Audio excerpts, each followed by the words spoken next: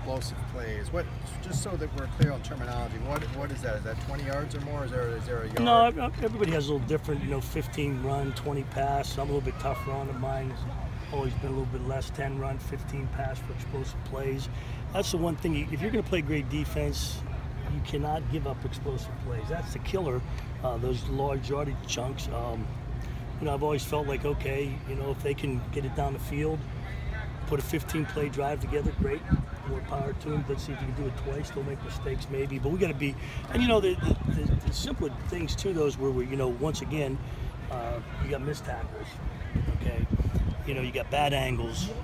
Those are the things that'll kill you. So maybe it sounds simple, but that's what it comes down to. Is a lot of fundamentals and doing the things the right way all the time. Are those especially important against a team like Stanford that's very disciplined?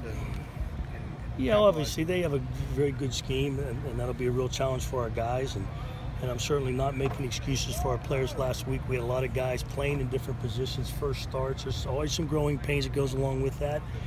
Been through that before, understand it.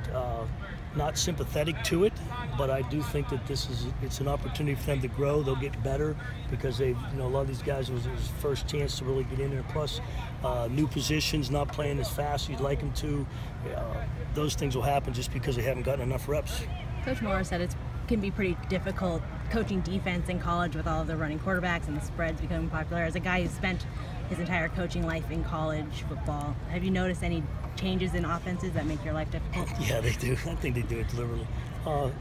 It is. I think the running quarterback changed a lot of gap control, obviously. That extra guy that can run the ball is a lot different than in pro football where you don't see it as much, obviously, because that guy's worth about $10 million or more, and sort of heck don't want to get him hurt because you'll get fired. But that's a challenge a lot of times with the quarterback. They can keep the ball. Even our team, when Josh keeps it, you see how wide open he is at times because they don't expect him to keep the ball. So it is one of the things that goes into football. That extra guy, the extra quarterback that you have to account for changes a lot of the way you have to play defenses because of him and the abilities that he does have. And of course the RPOs then present a problem because for linebackers, is it run or pass? What is it? Okay, he gets a read and now he's kind of hung out there and they put him in conflict, and that's part of their plan. Does that make you have to adjust your kind of system at all, or is it just kind of a day-to-day or week-to-week? Week-to-week thing because we do see different offenses, week-to-week, different styles of offense, different ways they use the quarterback, different schemes, and obviously different passing attacks too that all go into play and how you develop your game plan.